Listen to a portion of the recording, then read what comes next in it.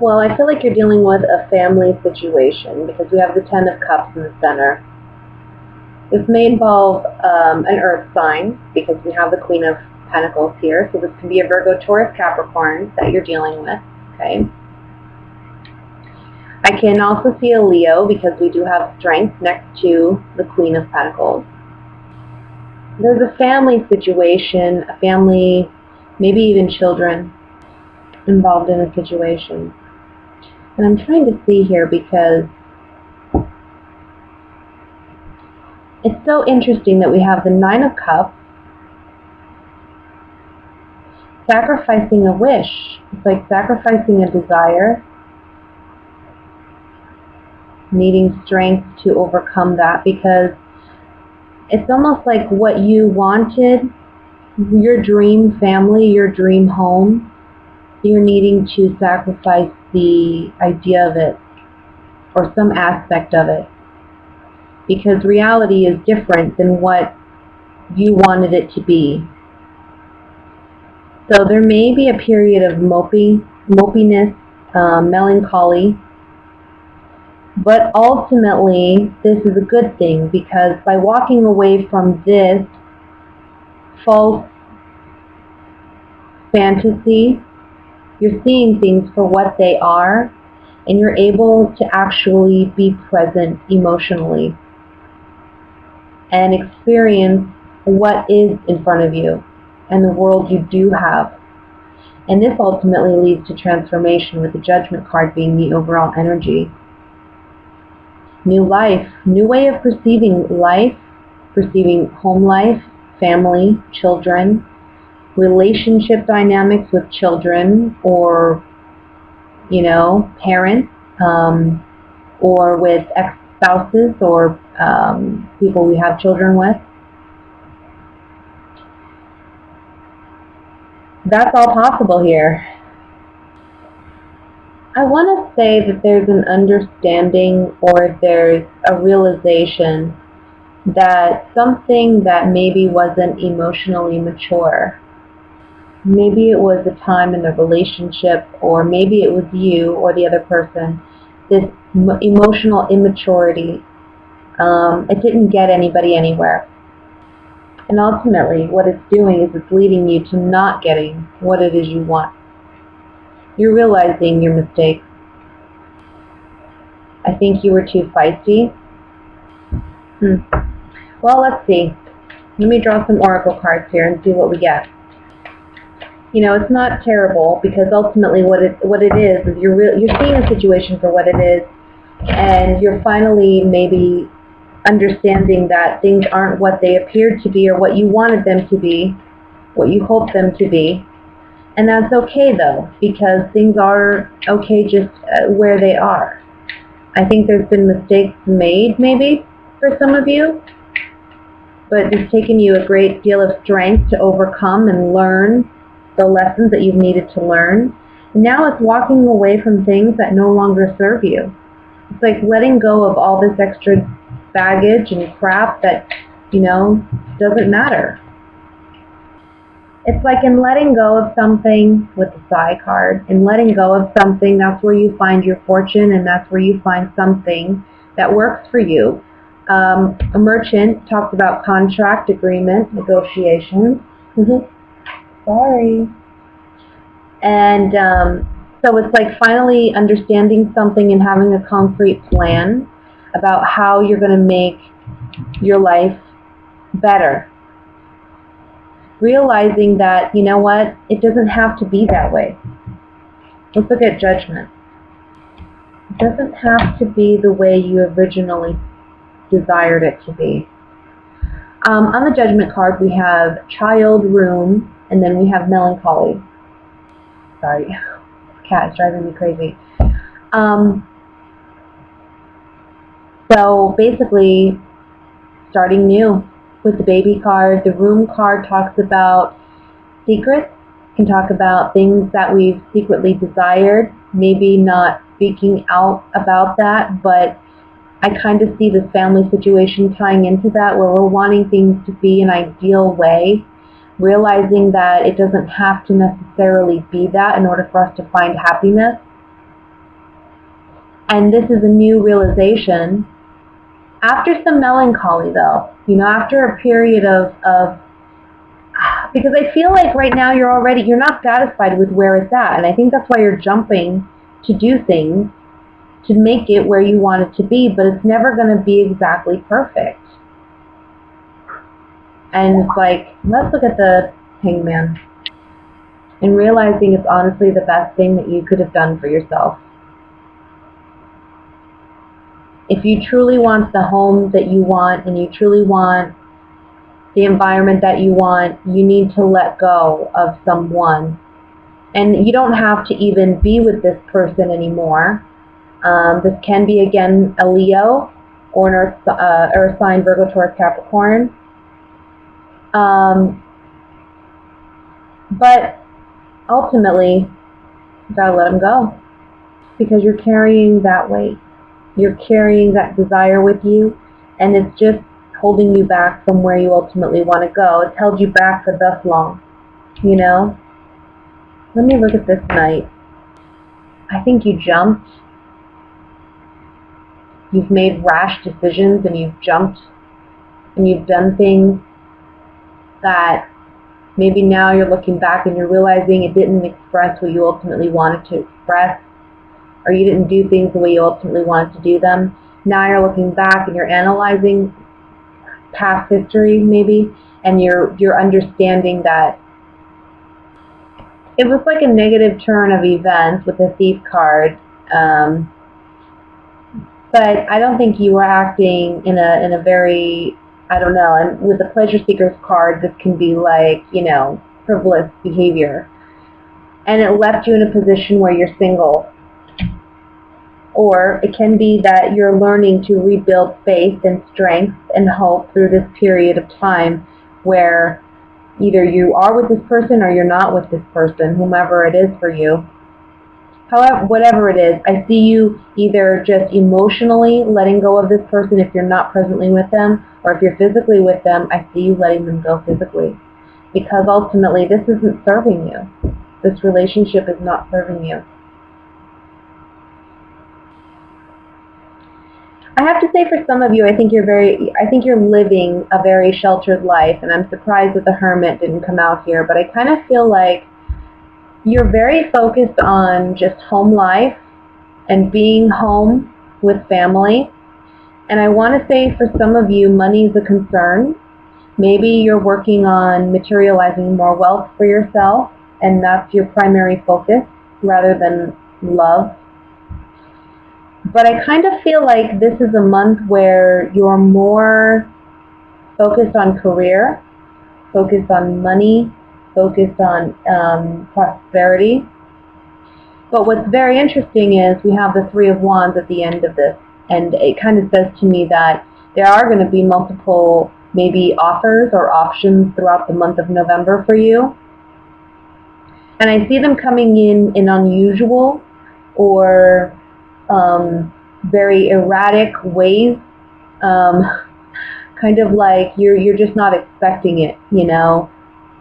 Can be when you're out, maybe you're just going to get gas at the gas station, or you are grocery shopping, or you're, I don't know, whatever you do on a regular basis. I think that's where you might be running into somebody. But I do see a big focus on, okay, how am I going to materialize more wealth for myself? And you being like the magician in that way. I also want to say that for some of you, love has been a challenge. Maybe you have felt like you don't deserve love, or there's some type of doubt about whether or not love is for you. And you've held on to this belief for far too long. I think this is a belief that maybe you've carried for some time, maybe since childhood, and it may be something that, unfortunately, for some of you was ingrained in you. It was taught to you as a child from family. And so this is something that I think you have been working on, and if you haven't been, this month of November may be a month where you start doing that.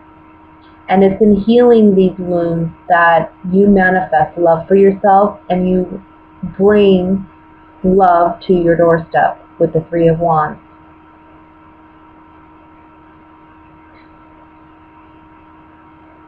Be on the lookout for communications via, I don't know, social media, text, email, however you communicate, because that can be a way to get some communications as well, or some offers. If you are on like online dating or anything like that, I think you're going to get multiple offers this month. I want to look at the Five of Pentacles. Why am I not pronouncing it correct here? Sorry guys, I've been doing readings all day, trying to get caught up. So yeah, there's a lack of belief in love, in that love is for you. And it's in rebuilding that faith and rebuilding that I want to say rebuilding that trust too, that, you know, love can be for you. Because for Scorpios, trust is a big thing, you know, and it's really hard for a Scorpio to trust. It's something that builds over time, and even then, how much does a Scorpio really trust anybody? I mean, do we honestly even trust ourselves, you know? And I say that because I'm a Scorpio moon. I have a bunch of different things in Scorpio, so I can relate to the energy. But this is really about you learning to have faith in not only love, but have faith in yourself too, that you can find love. Look, it's in tearing everything down and rebuilding and restructuring and relearning love patterns, that we rebuild ourselves and draw love to ourselves. But the enemy card is saying that you've been your own worst enemy because you've been feeding yourself BS, pretty much. If you have negative thoughts or opinions about yourself, in love, in relationships, I'm not worthy, love's not for me, I'm never going to have the kind of love that I want, well, that kind of negative self-talk is drawing the kind of negative energy that you don't want, either the wrong kind of partner or no love at all. So you got to be careful with how you talk about love and how you feel about love.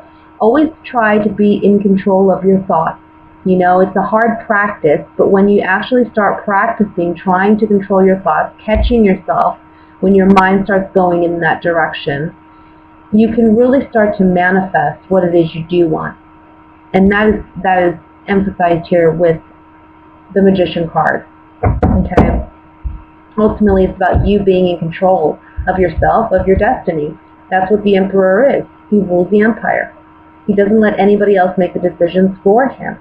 So you can't let your emotions rule you. It's holding you back from what you ultimately desire. Now for my coupled Scorpios. It's interesting because I feel like you may be involved with an air sign. So we have Libra, Gemini, Aquarius with the Queen of Swords. And I feel like there's some confusion on your part as to whether or not this is somebody that you want a long-term potential with, or maybe if you even want a relationship with. I think you see this person as your equal or as your partner. But for some reason, it feels like with the Six of Pentacles here, it's almost like there's a lack of balance in this relationship. And there's some confusion about whether or not that is, I don't know, it's almost like you're confused about whether that imbalance is really there. Or is it just you're being told that by this person? Like maybe this person feels as though, I don't know, that you're controlling the relationship too much. They may be telling you this and you're telling them, well, I don't know, I don't really see it that way. I think it's pretty fair. But at the same time, I don't know, there's a part of you that kind of questions it. I also feel like you're kind of questioning whether or not this person is really your ideal mate. Maybe because there's a lot, there's just too much here about decisions and the number 2 and choices. So there are choices here to be made about whether or not this relationship is truly your ideal relationship, your ideal partnership, whether or not this person's going to be there through thick and thin, and or whether or not this person's like taking you down a path that you don't necessarily want to be on. But I feel like you're very confused because we have the 7 of Cups and then this woman here with the 2 of Swords, she's blindfolded. She doesn't really see things for what they are. So I kind of feel like for some of you, you may be putting this person on a pedestal when they don't really need to be. And the fact that you're having these doubts, this is your intuition that you need to listen to, okay, when you make decisions. Because right now, you feel like you don't have enough information to make the decision. Or in the month of November, you may feel that way. It may be something as simple as communicating with your partner to create that balance back into your relationship.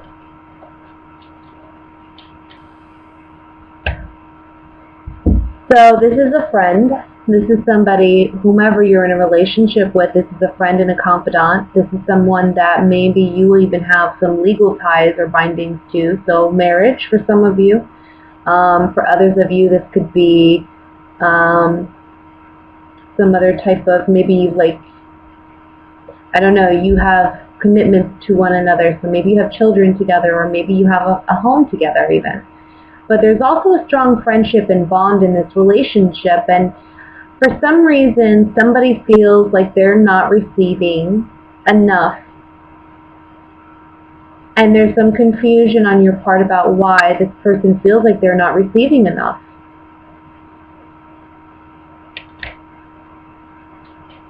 It's putting you on edge, and it's making you feel a little apprehensive, like, you know, you can't truly just be completely comfortable.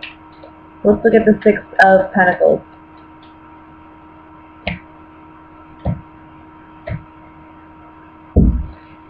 So it may be that somebody has a spending problem.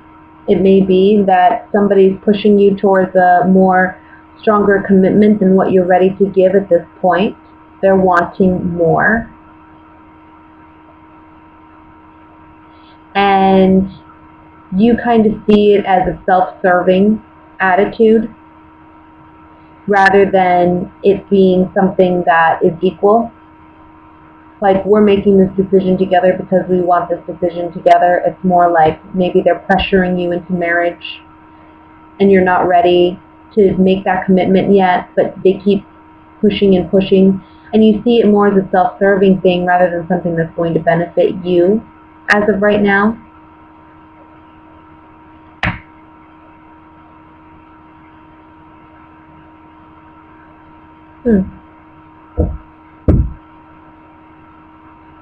Or maybe it's money, you know. Maybe you have children with someone. You have the wife card. Maybe it's just a couple, a married couple that, you know what, finances aren't equally shared.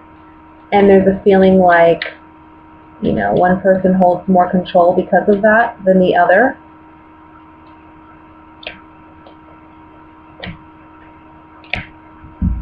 It's like you're wanting to return to past times when things were more celebratory and fun and enjoyable, but right now things feel really tense with your partner. You've known this person possibly for some time, so you don't want things to be in this position where they presently are.